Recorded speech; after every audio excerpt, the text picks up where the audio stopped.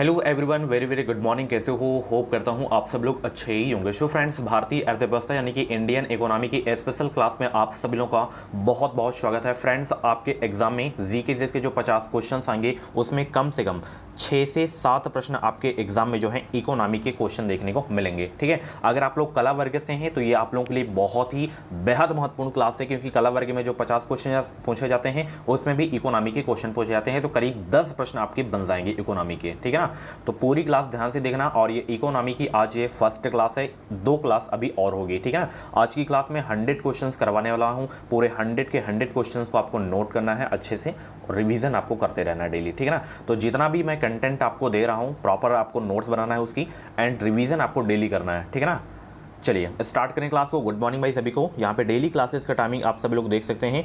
BEd से related भाई कुछ भी डाउट्स है तो आप लोग कमेंट बॉक्स में अपना डाउट क्लियर कर सकते हैं, या तो इंस्टा पे भी आप लोग हमें फॉलो करके वहाँ पे डीएम कर सकते हैं। ठीक है, इसकी पीडीएफ मैं दे दूंगा, बट उसके लिए कुछ क्राइटेरिया है। 500 लाइक का टारगेट पूरा करना है। जैसे ही 500 लाइक का टारगेट पूरा होगा तुरंत सेंड कर दूंगा, क्योंकि 500 लाइक करने में 500 सेकेंड भी नहीं लगेंगे। ठीक है ना, तो प्लीज़ यार वीडियो को लाइक कर देना ताकि मैं तुरंत इसकी पीडीएफ सेंड करूँ।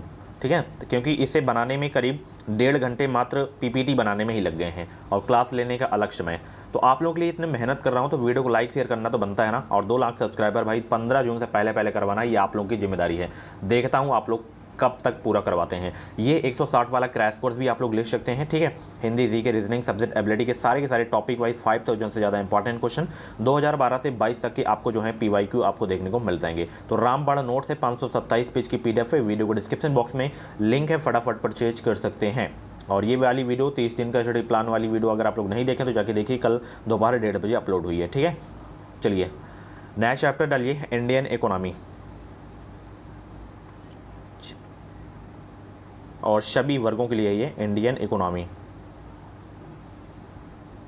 ठीक है ना, देखिए जियोग्राफी की क्लास में ले चुका हूँ, हिस्ट्री की क्लास ले चुका हूँ, करंट अफेयर की क्लास ले चुका हूँ, बट जियोग्राफी एंड हिस्ट्री को जो है हिस्ट्री के ऑब्जेक्टिव क्वेश्चन नहीं सॉल्व करवाया हूँ। पूरी थ्योरी वाइज क्लास हुई है, तो उस क्लास को देख लेना। और कुछ क्वेश्चन मैं जियोग्राफी के करवा दूंगा, हिस्ट्री के भी करवा दूंगा ऑब्जेक्टिव क्वेश्चन।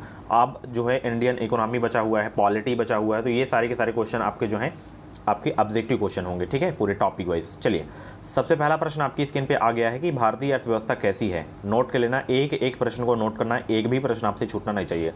तो भारतीय अर्थव्यवस्था कैसी है बताएं सब लोग।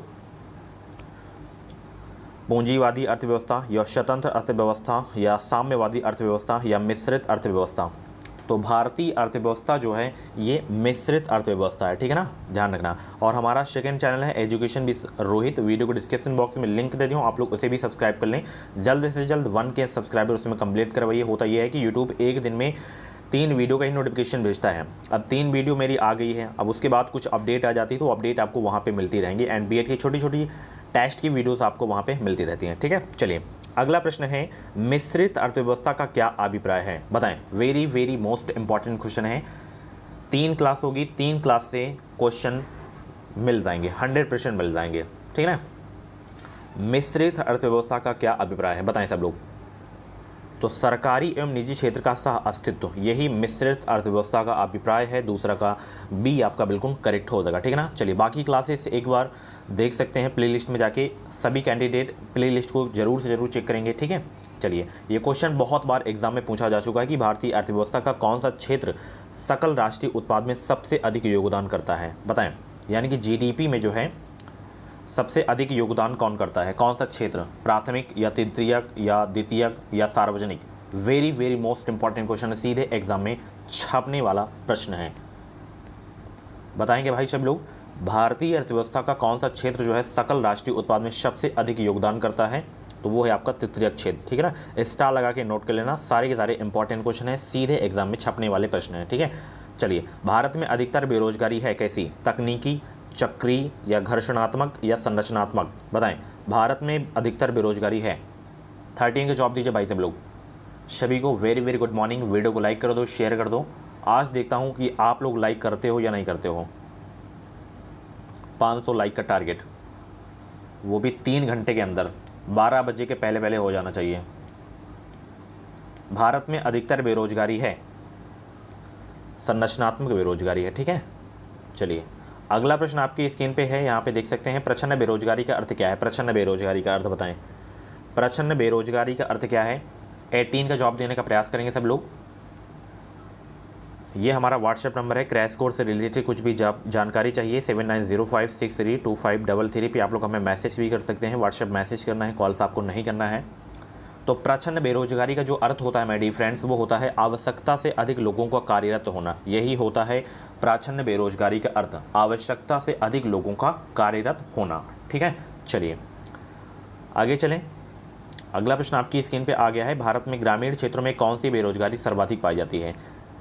रिपीटेड क्वेश्चन है, कई बार कई एग्जाम्स में ये प्रश्न पूछा जा चुका है कि भारत में ग्रामीण क्षेत्रों में कौन सी बेरोजगारी सर्वाधिक पाई जाती है। तो वो है मौसमी बेरोजगारी और अदृश्य बेरोजगारी, यानी कि दोनों पाई जाती हैं बेरोजगारी सर्वाधिक ग्रामीण क्षेत्रों में। ठीक है ना। चलिए, वर्तमान समय में देश में किस प्रकार की बेरोजगारी की समस्या बहुत गंभीर समस्या बनी हुई है? बताएं वो कौन सी बेरोजगारी है जो वर्तमान समय में देश में एक गंभीर समस्या बनी हुई है? 20 का जवाब दीजिए सभी लोग। बहुत अच्छे भाई, सभी को नमस्कार भाई। और 30 दिन आप मुझे दीजिए, अपना समय दीजिए चैनल पे। बार बार कहता हूँ कि एजुकेशन मिसाइल एक ऐसा प्लेटफॉर्म है जहाँ से आपकी जो है बिल्कुल फ्री में तैयारी होगी। बस चैनल को सब्सक्राइब करना है, राइट साइड में आपको दिख रहा होगा, दबाकर ऑल पे प्रेस कर लेना है बेल आइकन को, ताकि जो भी क्लासेस हों उन क्लासेस का जो है नोटिफिकेशन आपको टाइम से मिलता रहे। तो बताइए भाई सब लोग, वर्तमान समय में देश में किस प्रकार की बेरोजगारी की समस्या बहुत गंभीर समस्या बनी हुई है? 20 का जवाब देने का प्रयास करेंगे सब लोग। गुड मॉर्निंग भाई। तो वर्तमान समय में देश में किस प्रकार की बेरोजगारी की समस्या बहुत गंभीर समस्या बनी हुई है? तो वो है शिक्षित बेरोजगारी। ठीक है, 20 का सी आपका बिल्कुल करेक्ट हो जाएगा। ठीक है ना। चलिए बहुत अच्छे। संरचनात्मक बेरोजगारी का कारण क्या है? बताएंगे सब लोग, संरचनात्मक बेरोजगारी का कारण क्या है? 22 का जवाब दीजिए। टॉप 100 क्वेश्चन लाया हूँ, 1-2 क्वेश्चन कम हो सकते हैं। ठीक है, 1-2 क्वेश्चन के नहीं लगना चाहिए, नहीं 1 लाख हो जाएगा। तो संरचनात्मक बेरोजगारी का जो कारण है वो है अपर्याप्त उत्पादन क्षमता। क्या है? अपर्याप्त उत्पादन क्षमता है। ठीक है ना। चलिए, प्रच्छन्न बेरोजगारी का जो है अर्थ है जहां श्रम की सीमांत उत्पादकता शून्य हो।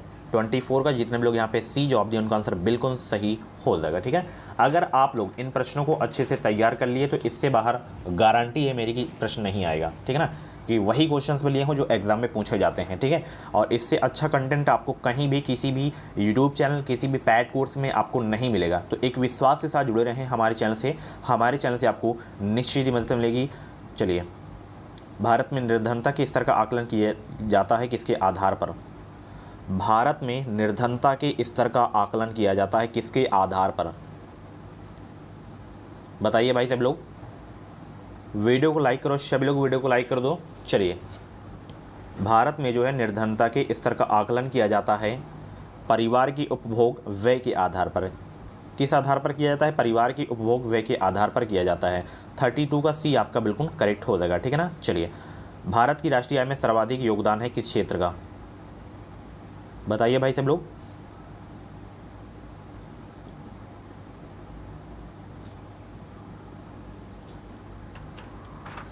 भारत की राष्ट्रीय आय में सर्वाधिक योगदान है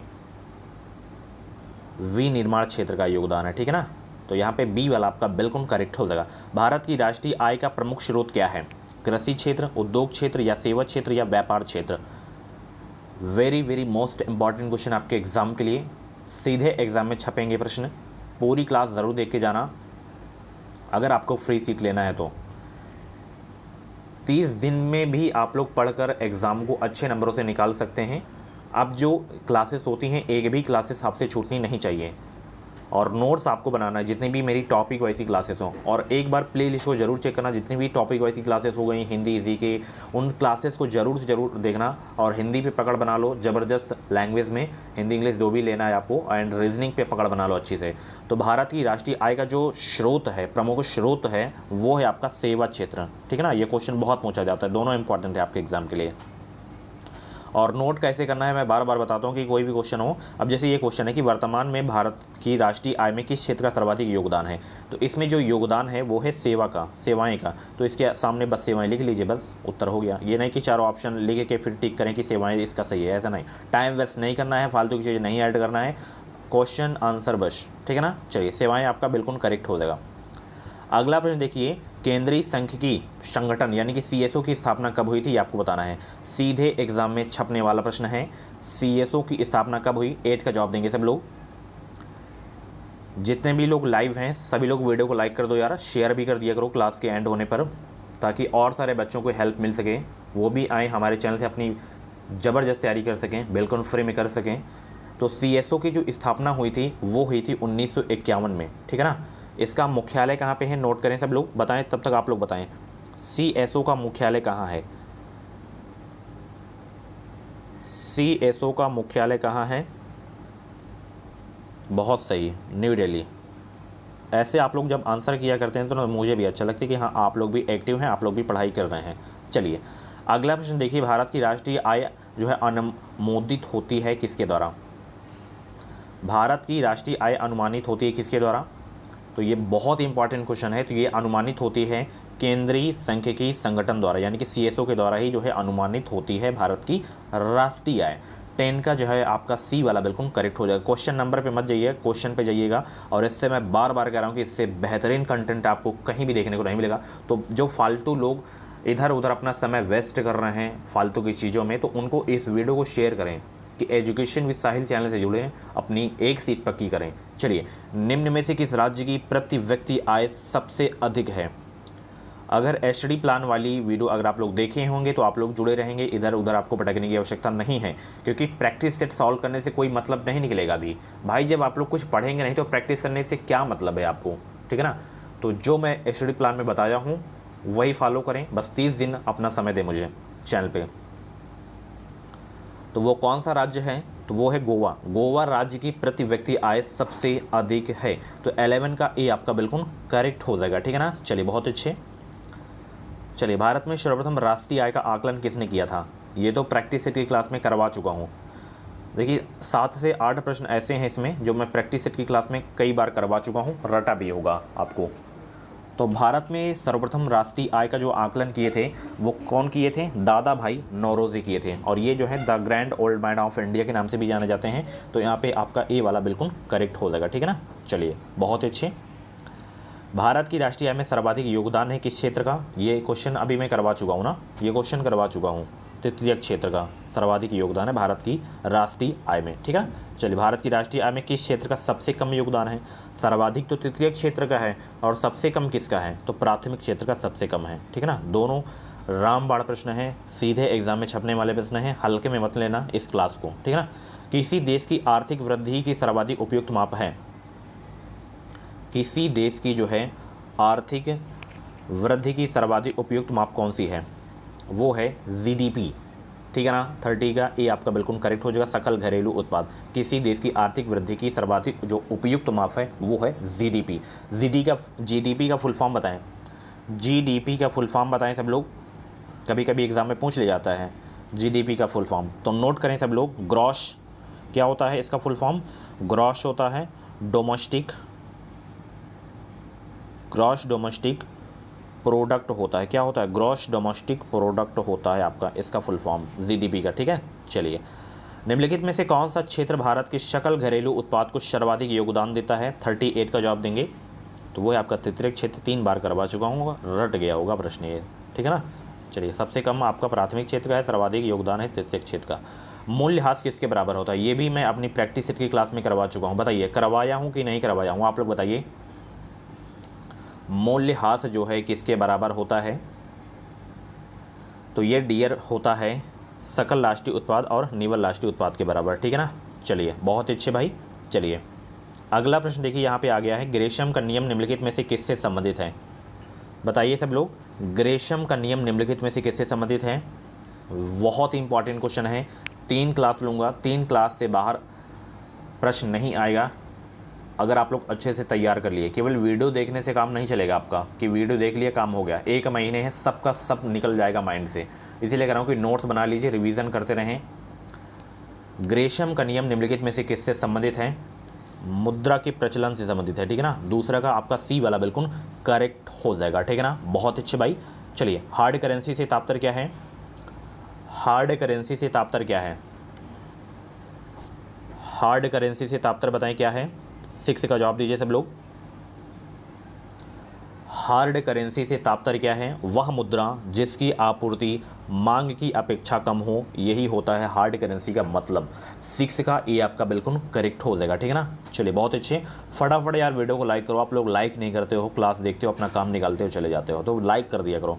सॉफ्ट करेंसी से तात्पर्य क्या है, जैसे हार्ड करेंसी से तात्पर्य आप लोगों को पता चल गया कि हार्ड करेंसी का मतलब क्या होता है, वैसे ही सॉफ्ट करेंसी का मतलब क्या होता है ये आपको बताना है। बताएं सॉफ्ट करेंसी का मतलब क्या होता है।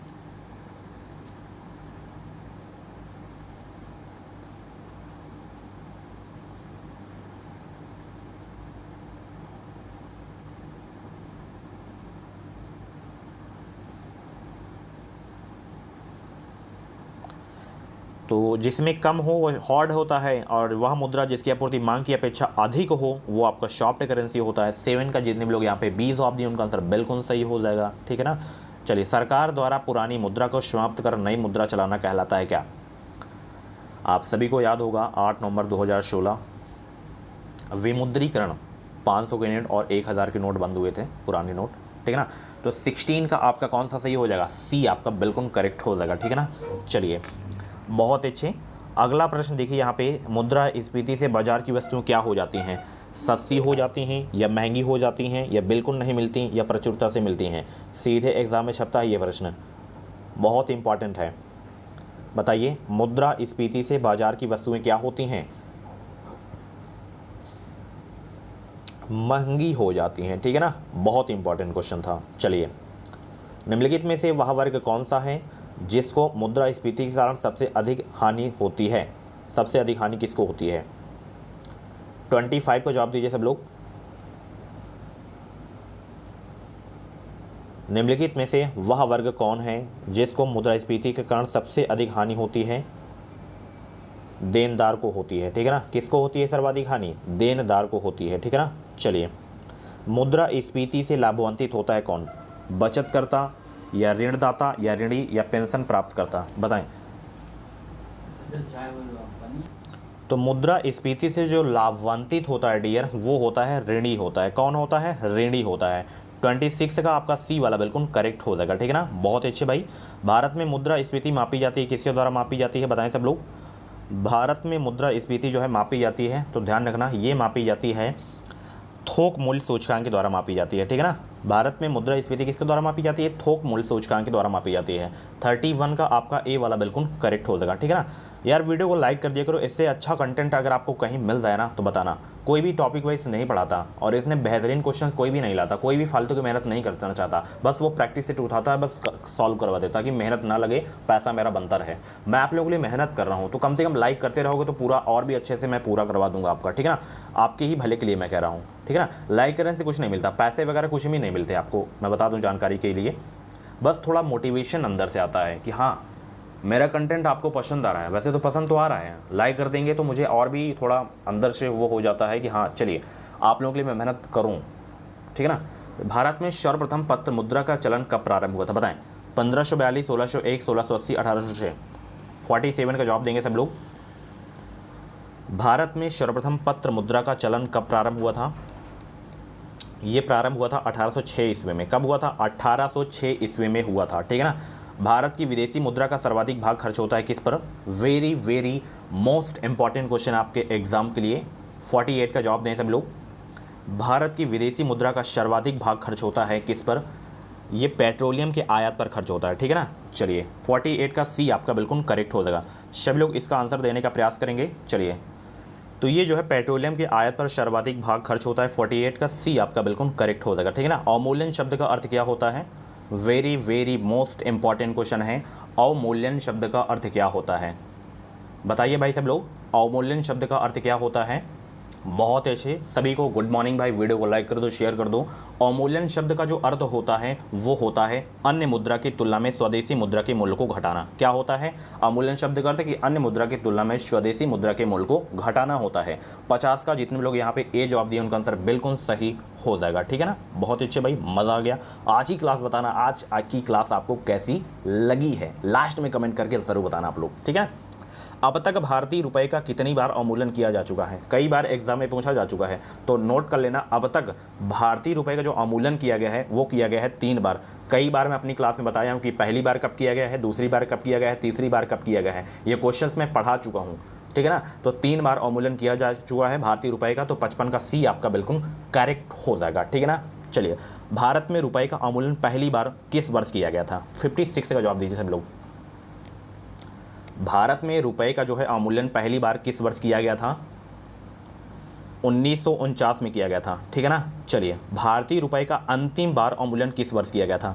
पहला मतलब पहला वाला याद रख लीजिए, अंतिम वाला याद रख लीजिए, इनसे ही क्वेश्चन फंस जाएंगे अगर आएंगे अवमूल्यन से कि कब कब किया गया। तो ये जो किया गया है 1991 में किया गया है अंतिम बार, ठीक है ना, यानी कि तीसरा। किस वर्ष भारतीय रुपए का जो है 2 चरणों में अवमूल्यन किया गया है? 1991 में, ठीक है। चलिए, बहुत अच्छे। अगला प्रश्न देखिए यहाँ पे, भारत का सबसे बड़ा बैंक कौन सा है? भारत का जो है सबसे बड़ा बैंक कौन सा है? Very very most important question आपके एग्जाम के लिए। तो भारत का जो सबसे बड़ा बैंक है आपका वो है RBI, reserve bank of India. RBI के बारे में कई बार कई क्लास में बता चुका हूं, तो ये आप लोगों के लिए जिम्मेदारी है कि आरबीआई के स्थापना कब हुई, आरबीआई के हेडक्वार्टर, आरबीआई के राष्ट्रीयकरण, आरबीआई के इस समय गवर्नर कौन है, आरबीआई के फर्स्ट गवर्नर कौन थे, आरबीआई के जो है प्रथम भारतीय गवर्नर कौन थे, ये सारी चीज़ें आपको बताना है कॉमेंट बॉक्स में। चलिए, अगला प्रश्न है, भारत में किसे जो है बैंकों का बैंक कहा जाता है? बहुत अच्छा प्रश्न है, सभी लोग जवाब देंगे। भारत में किसे जो है बैंकों का बैंक कहा जाता है? तो ये भी कहा जाता है आरबीआई बैंक को ही कहा जाता है, ठीक है। बहुत इंपॉर्टेंट क्वेश्चन है। चलिए, अगला प्रश्न देखिए, भारतीय रिजर्व बैंक का राष्ट्रीयकरण किस वर्ष हुआ था? 1949 में हुआ था। डेट पूछे तो 1 जनवरी याद रखना है। 1 जनवरी 1949 को आरबीआई का राष्ट्रीयकरण हुआ था और 1 अप्रैल 1935 को जो है आरबीआई की स्थापना हुई थी, ठीक है। चलिए, बहुत अच्छे। भारत में कौन सा जो है बैंक मुद्रा छापता है? बहुत अच्छे, सभी को गुड मॉर्निंग भाई, सभी को नमस्कार। चलिए, भारत में कौन सा बैंक मुद्रा नोट छापता है? तो वो आपका है RBI, reserve bank of India. 73 का डी आपका बिल्कुल करेक्ट हो जाएगा। अगला प्रश्न देखिए यहाँ पे, भारत में सिक्कों को जारी करने के लिए कौन अधिकृत है? सिक्का कौन जारी करता है? 78 का जवाब दें सब लोग। तो भारत में सिक्कों को जारी करने के लिए जो अधिकृत है वो है वित्त मंत्रालय, ठीक है ना। 78 का सी आपका बिल्कुल करेक्ट हो जाएगा। बहुत अच्छे। चलिए, अगला प्रश्न देखिए यहाँ पे, भारतीय रिजर्व बैंक की लेखा वर्ष की जो है अवधि क्या है? तो ये अप्रैल से मार्च है, ठीक है। चलिए, बहुत अच्छे। 1 रुपए के नोट पर किसके हस्ताक्षर होते हैं? 90 का जवाब देंगे सब लोग। 1 रुपए के नोट पर किसके हस्ताक्षर होते हैं? तो इसमें जो हस्ताक्षर होते हैं वित्त मंत्रालय के सचिव के हस्ताक्षर होते हैं, ठीक है। 90 का सी आपका बिल्कुल करेक्ट हो जाएगा। और 1 रुपए से जितने भी ऊपर के नोट हैं सब में आरबीआई के गवर्नर के सिग्नेचर होते हैं। 10 रुपए के नोट पर किसके हस्ताक्षर होते हैं? गवर्नर भारतीय रिजर्व बैंक के, ठीक है ना। चलिए, बहुत अच्छे। भारतीय करेंसी नोटों के पिछले भाग पर कितनी भाषाएं मुद्रित होती हैं? 93 का जवाब देंगे सब लोग। बहुत अच्छे। भारतीय करेंसी नोटों के पिछले भाग पर कितनी भाषाएं मुद्रित होती हैं? तो भाषाएं याद रखना, 15 भाषाएं मुद्रित होती हैं, ठीक है ना। चलिए, 2000 के भारतीय बैंक नोट पर छपा मंगलयान क्या दर्शाता है? बताइए क्या दर्शाता है? 2000 रुपये के नोट पर जो है छपा मंगलयान क्या दर्शाता है? तो यह दर्शाता है अंतरिक्ष में भारत का पहला उद्यम, ठीक है ना। चलिए, 2000 की नोट में क्या बना है? मंगलयान बना है, ठीक है। ये क्वेश्चन पूछे जाते हैं, जो नोटों में आकृति होती हैं, छपी होती हैं, कौन सी आकृति है, ठीक है ना, ये क्वेश्चन पूछे जाते हैं। चलिए, अगला प्रश्न है, हाल ही में आरबीआई द्वारा 50 रुपये के मूल्य के नोट में जो है पृष्ठभाग में निम्नलिखित में से किसका रूपांकन किया गया है? सांची स्तूप बना है 50 रुपए के नोट में, ठीक है। सब नोट कर लीजिएगा कि किस नोट में क्या बना है। 50 रुपए की, 100 की नोट में, 2000 की नोट में, 500 की नोट में, अभी मैं सब करवा रहा हूँ क्वेश्चन। अब ये आ गया है 96 वाला, देखिए कि 2016 में जारी किए गए भारतीय नोट के पीछे मंगलयान का चित्र है किस रुपए के नोट में? बताएं। 100 रुपए के नोट में है, सॉरी 2000 के नोट में मंगलयान है, अभी तो मैंने बताया ना। चलिए, रानी की वाव, ये 100 रुपए के नोट में है, रानी की वाव। 97 का जो है आपका डी वाला बिल्कुल करेक्ट हो जाएगा, ठीक है ना। चलिए, बहुत अच्छे भाई, मज़ा आ गया आज की क्लास में। राष्ट्रीयकरण से पहले भारतीय स्टेट बैंक का नाम क्या था? एसबीआई का पूर्व नाम क्या था, ये आपको बताना है। एसबीआई का पूर्व नाम, तो एसबीआई का जो पूर्व नाम था वो था इंपीरियल बैंक ऑफ इंडिया। क्या था एसबीआई का पूर्व नाम? इंपीरियल बैंक ऑफ इंडिया था। 104 का ए आपका बिल्कुल करेक्ट हो जाएगा। इंपीरियल बैंक की स्थापना किस वर्ष की गई थी? इंपीरियल बैंक की स्थापना किस वर्ष की गई थी? तो इसकी स्थापना की गई थी 1921 में। कब की गई थी? इंपीरियल बैंक की स्थापना 1921 में की गई थी। एसबीआई की स्थापना किस वर्ष की गई थी? 1955 में की गई थी। 106 का जो है आपका बी वाला बिल्कुल करेक्ट हो जाएगा। Very very most important question आपके एग्जाम के लिए। भारत का सबसे बड़ा व्यापारिक बैंक कौन सा है? बहुत इंपॉर्टेंट क्वेश्चन है। 107 का जवाब दीजिए। बिल्कुल 100 के 100 क्वेश्चन जो मैं लाया हूं आज की क्लास में, पूरे घोल के पी जाना है। अगर इनसे प्रश्न आए तो गलत आपसे होने ही नहीं चाहिए। तो भारत का सबसे बड़ा जो व्यापारिक बैंक है वो आपका है, नोट करिए, वो है आपका एसबीआई बैंक है। ठीक है ना, भारत का सबसे बड़ा व्यापारिक बैंक आपका एसबीआई बैंक है। ठीक है ना, बहुत अच्छे। एसबीआई का मुख्यालय कहाँ पे है? एसबीआई का मुख्यालय कहाँ है? मुंबई में है। आरबीआई का भी मुख्यालय कहाँ है? मुंबई में है। ठीक है, चलिए बहुत अच्छे भाई। भारतीय बैंकों की कहाँ अधिकतम शाखाएं हैं, यानी कि सबसे अधिक जो ब्रांच हैं कहाँ है, ये आपको बताना है। बताइए सब लोग, बहुत इंपॉर्टेंट क्वेश्चन है। 113 का जवाब देने का प्रयास करेंगे। भारतीय बैंकों की जो अधिकतम शाखाएं हैं, ब्रांचेज हैं, वो आपकी हैं यूके में, यूनाइटेड किंगडम, इंग्लैंड। ठीक है, चलिए। भारतीय स्टेट बैंक द्वारा देश में पहला तैरता हुआ एटीएम कहाँ स्थापित किया गया है? ये पूछा जा सकता है क्योंकि करंट से रिलेटेड क्वेश्चन है ये। ठीक है ना, बताइए सभी लोग, बहुत इंपॉर्टेंट क्वेश्चन आपके एग्जाम के लिए। सब लोग जवाब देने का प्रयास करेंगे। बहुत अच्छे, सब लोग जवाब देने का प्रयास करेंगे। तो भारतीय स्टेट बैंक द्वारा देश में पहला तैरता हुआ जो एटीएम जो स्थापित किया गया है, ये स्थापित किया गया है, नोट करना, बहुत इंपॉर्टेंट क्वेश्चन है, कोच्चि में किया गया है। कहाँ? कोच्चि में। कोच्चि में पिछली बार कई एग्जाम में ये क्वेश्चन पूछा जा चुका है। चलिए, ग्रामीण विकास के लिए ऋण प्रदान करने वाला नाबार्ड है कौन? 117 का जवाब देना सभी लोग।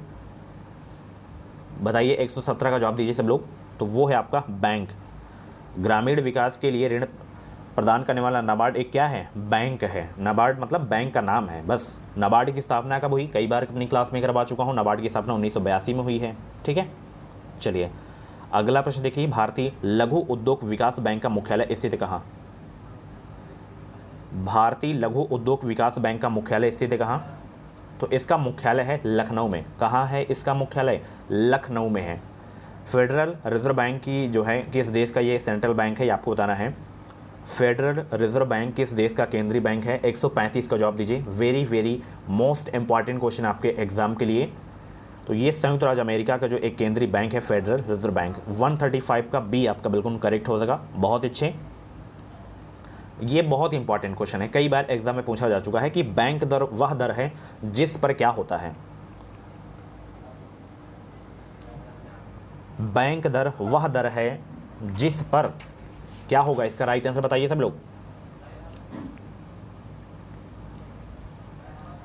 एक बैंक पब्लिक को उधार देता है, ठीक है ना, तो बैंक दर वही है, एक बैंक जिस पर पब्लिक को उधार देता है। 146 का जो है आपका ए वाला बिल्कुल करेक्ट हो जाएगा। ठीक है ना, चलिए बहुत अच्छे भाई, मज़ा आ गया आज की क्लास में। अभी बहुत सारे क्वेश्चन हैं और भी अभी क्लास चलेगी। 1969 में कितने बैंकों का राष्ट्रीयकरण किया गया था, आपको बताना है। बताएं सब लोग, 1969 में कितने बैंकों का राष्ट्रीयकरण किया गया था? तो इसमें ध्यान रखना, नोट कर लेना, टोटल 14 बैंकों का राष्ट्रीयकरण किया गया था 1969 में। ठीक है ना, चलिए आगे चलें। बहुत अच्छे। मुद्रा आपूर्ति किसके द्वारा नियंत्रित की जाती है? Very very most important question है। मुद्रा आपूर्ति जो है किसके द्वारा नियंत्रित की जाती है? तो ये नियंत्रित की जाती है आरबीआई के द्वारा, रिजर्व बैंक ऑफ इंडिया के द्वारा नियंत्रित की जाती है। 164 का सी आपका बिल्कुल करेक्ट हो जाएगा। चलिए, निम्नलिखित में से क्या रेपो रेट का सही अर्थ दर्शाता है? ये क्वेश्चन बहुत बार एग्जाम में पूछा गया है, रेपो रेट वाला भी। 204 का जवाब दीजिए सब लोग। तो बैंकों द्वारा आरबीआई से रुपए उधार लेने की दर क्या होती है? रेपो रेट होती है। 204 का बी आपका बिल्कुल करेक्ट हो जाएगा। बैंक दर और रेपो रेट में कंफ्यूज मत होना आप लोग, ठीक है। भारत सरकार ने नोटबंदी की घोषणा कब की थी? 242 का जवाब दीजिए सब लोग। तो 8 नवंबर 2016, याद है हुआ डेट आपको, ठीक है। चलिए बहुत अच्छे। बीमा नियामक एवं विकास प्राधिकरण यानी कि आईआरडीए का मुख्यालय कहाँ स्थित है? तो आईआरडीए का जो मुख्यालय है, नोट करिए, इसका मुख्यालय आपका जो है कहाँ है? इसका मुख्यालय है हैदराबाद में। कहाँ है? हैदराबाद में। चलिए, भारतीय स्टॉक बाजार का विनियमन और पर्यवेक्षण किसके द्वारा किया जाता है? 257 का जवाब दीजिए। ये किया जाता है सेबी के द्वारा किया जाता है, ठीक है ना। Securities exchange board of India. भारतीय प्रतिभूति एवं विनिमय बोर्ड की स्थापना कब की गई थी? 258 का जवाब दीजिए सब लोग। तो इसकी जो स्थापना की गई थी, नोट करना, 1988 में की गई थी। ठीक है, चलिए बहुत अच्छे। सारे के सारे क्वेश्चन इंपॉर्टेंट है। निफ्टी निम्नलिखित में से किस शेयर बाजार का मूल्य सूचकांक है? निफ्टी जो है कि निम्नलिखित में से किस शेयर बाजार का मूल्य सूचकांक है? 270 का जवाब दीजिए सब लोग। तो ये है एनएसई का मूल्य सूचकांक है। ठीक है, चलिए। दलाल स्ट्रीट कहाँ है? मुंबई में है। 274 का सी आपका बिल्कुल करेक्ट हो जाएगा। चलिए बहुत ही अच्छे। सारे के सारे इंपॉर्टेंट क्वेश्चन हैं।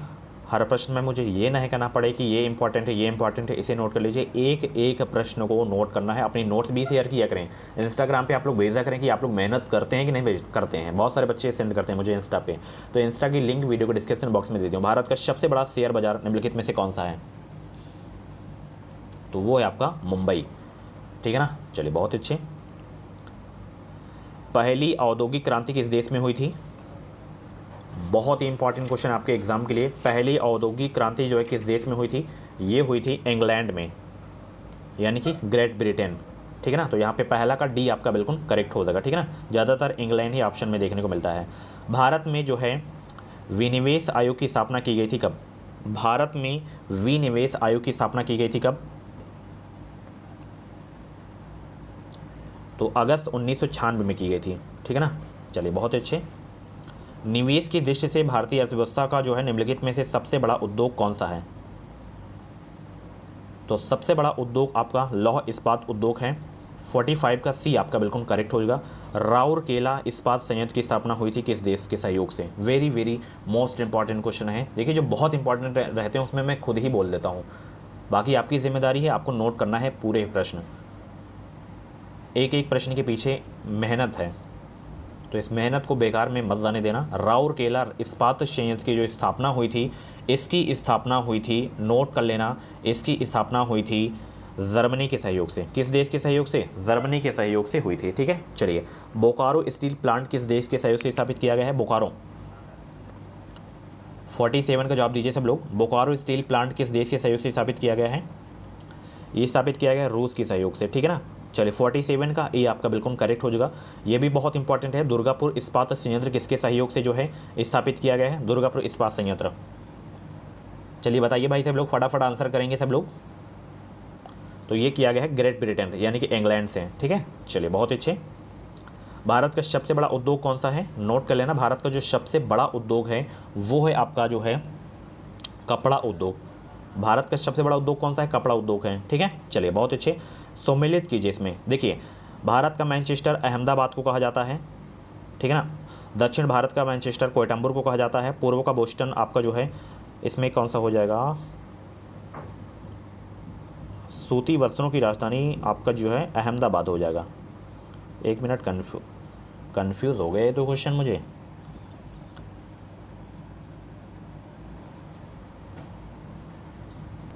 देखिए, इसमें क्वेश्चन में क्या है, थोड़ा त्रुटियां हैं।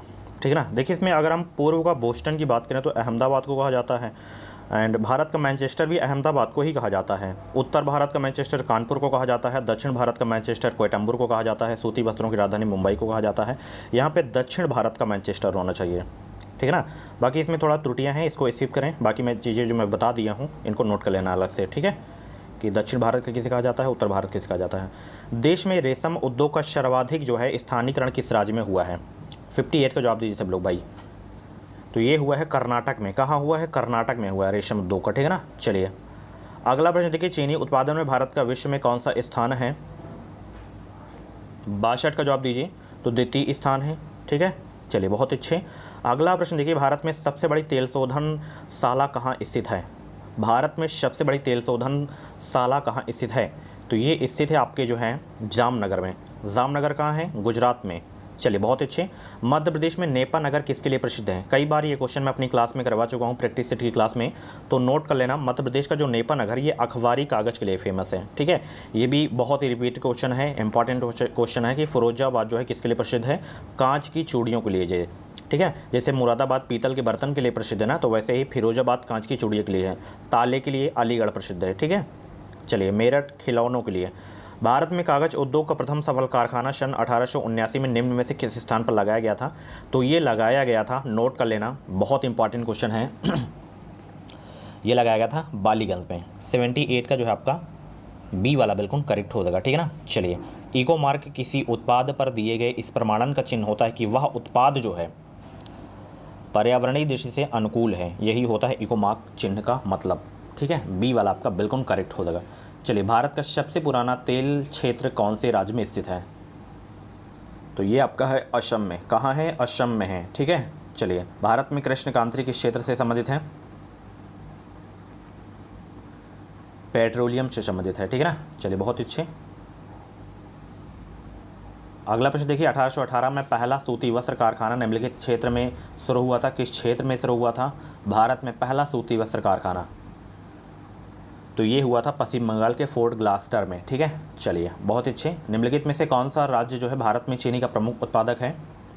तो वो राज्य है, कौन सा राज्य है? महाराष्ट्र हो जाएगा। भारत के किस राज्य को चीनी का कटोरा कहा जाता है? ये उत्तर प्रदेश को ही कहा जाता है, ठीक है। 111 का ये आपका बिल्कुल करेक्ट हो जाएगा, ठीक है ना। चलिए, बहुत अच्छे। भारत में जूट का अधिकतम जो है क्षेत्र कहाँ पर है? किस राज्य में है भारत में अधिकतम जूट का क्षेत्रफल? ये आपका है, नोट कर लेना, पश्चिम बंगाल में, ठीक है। बहुत इंपॉर्टेंट क्वेश्चन है। चलिए, भिलाई इस्पात संयंत्र किसकी मदद से स्थापित किया गया है? ये जो है स्थापित किया गया है किसकी मदद से? रूस की मदद से, ठीक है। चलिए, लास्ट क्वेश्चन इस क्लास का, मध्य प्रदेश में पीतमपुर जो है किसके लिए जाना जाता है? तो ये जाना जाता है आपके जो है ऑटोमोबाइल के लिए, ठीक है। सो फ्रेंड्स, ये थी भारतीय अर्थव्यवस्था यानी कि इंडियन इकोनॉमी की पहली क्लास। दूसरी तीसरी क्लास और भी होगी, उस क्लास को भी देख लेना। और जितने भी क्वेश्चंस आज की क्लास में करवाया हूँ, इन सभी प्रश्नों को आप लोग अच्छे से नोट कर लेना, नोट्स बना लेना। चलिए, आज की क्लास कैसे लगी? टारगेट मत भूलना, 500 लाइक का टारगेट है। और राइट साइड में सब्सक्राइब का बटन होगा, दबा लें, कोई भी पैसा नहीं लगता है, बिल्कुल फ्री में आप लोगों से दबा कर सब्सक्राइब कर लें, हमेशा के लिए जुड़ जाए। Thank you so much. आज की क्लास के बारे में एक छोटा सा फीडबैक जरूर देना। Bye bye, take care. Revision करते रहें, मस्त रहें, खुश रहें।